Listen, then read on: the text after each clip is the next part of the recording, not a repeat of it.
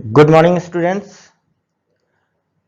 Subhash English school के Hindi subject सामान्य हिंदी के पाठ 2 बाबू गुलाब राय, इसके बारे में अब अध्ययन करेंगे।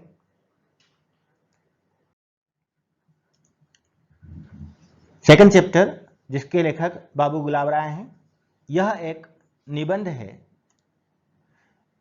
आपका जन्म उत्तर प्रदेश के इटावा में 1888 ईस्वी में हुआ था।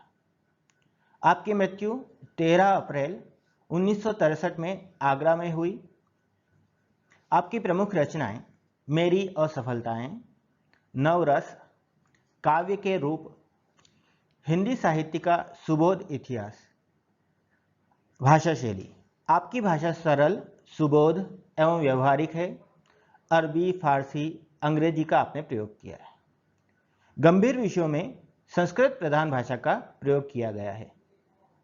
साहित्य में स्थान, हिंदी गद्य साहित्य में आपका महत्वपूर्ण स्थान है। आपको गद्य साहित्य की अनेक विधाओं की रचना कर आपने अपनी पहचान बनाई है।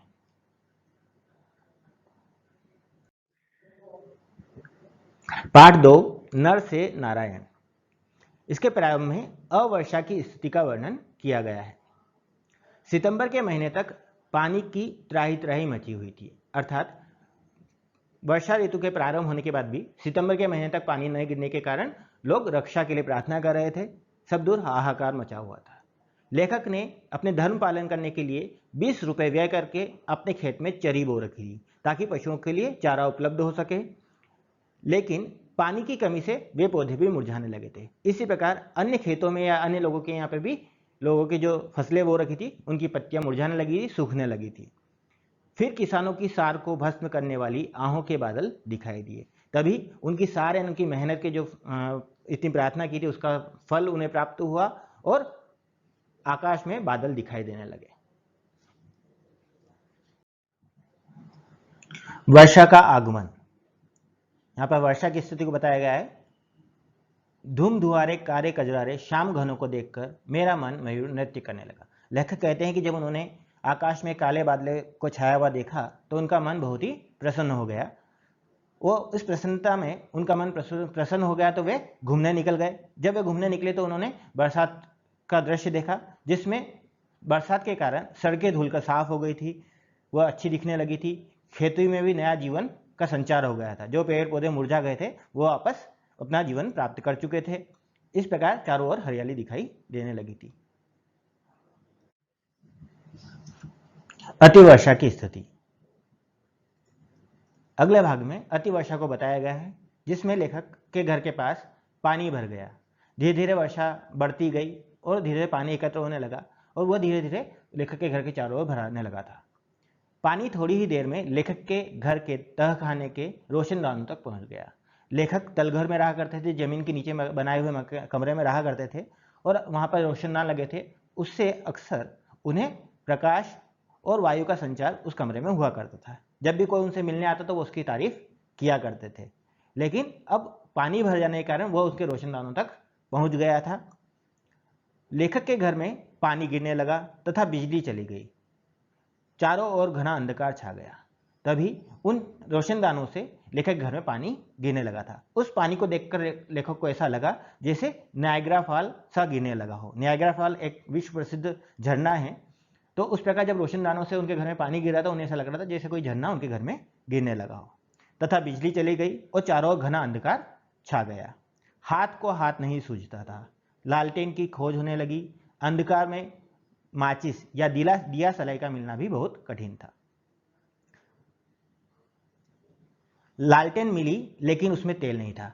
अंधकार में लालटेन ढूंढा गया, दिया सलाई माचिस को मिलना बहुत मुश्किल हो गया था। तो उस समय लालटेन ढूंढी गई लेकिन उसमें तेल नहीं था, इसलिए उसको नहीं जलाया गया। घर के नौकर पड़ोस से लालटेन लेके आए। इस प्रकार प्रकाश की व्यवस्था होने पर लेखक घर में बैठ सके, वे सब आराम से बैठ सके। लेखक के घर के बरामदे और शयनागार का फर्श भी बैठ गया था। धीरे धीरे पानी भर जाने के कारण लेखक के जो घर था उसमें शयनागार और बरामदे में, जहाँ पर उन्होंने अपनी एक भैंस भी रख रखी थी, वहाँ पर की जो जमीन थी वह नीचे बैठने लगी थी, जमीन धंसने लगी थी। तब वे अपने पड़ोसी बैनर्जी साहब के यहाँ गए और वहाँ पर उन्होंने आश्रय प्राप्त किया। उन्होंने उनके भविष्य को पहले ही देख लिया था और ऐसा उनको कहा था कि कभी कोई समस्या हो तो आप हमारे घर पधार सकते हैं। धन्यवाद। सुबह उठकर अति वर्षा का भयंकर रूप देखा। तब वे स्वयं को मनु ही नहीं नारायण समझने लगे थे।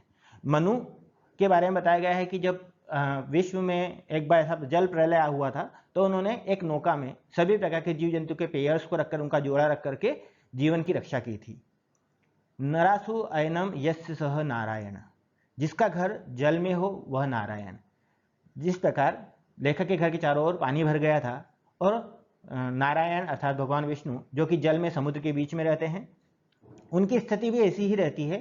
तो इस प्रकार वह स्वयं को नारायण समझने लगे हैं। जिस प्रकार इसी के आधार पर उनका लेखक ने इस पाठ का नाम नर से नारायण रखा है। अन्य जनों की स्थिति। लेखक के घर का ही नहीं यह हाल नहीं था, अपितु कई स्थानों पर ऐसा ही दृश्य देखने को दिखाई दे रहा था, हो रहा था। सड़कें पुल टूट गए थे, गांव के गांव जलमग्न हो गए थे, अनेक लोग मौत के शिकार हो गए थे। लोगों को स्कूल कॉलेज में शरण मिली थी। जिनके मकान टूट गए, जो बेसहारा हो गए थे, जिनको सहारा आश्रय कहीं प्राप्त नहीं हो रहा था, उन्हें स्कूलों और कॉलेजों में शरण दी गई थी, वहां पर उनको रोका गया था। घर से पानी को निकालने का प्रयास। किताब के लेसन के लास्ट में लेखक के घर में जो पानी भर गया था या गांव में जो पानी था उसको निकालने किस प्रकार प्रयास किए गए ये बताया गया है। लेखक की स्थिति को देखकर कई लोगों से उन्हें सहानुभूति प्राप्त हुई।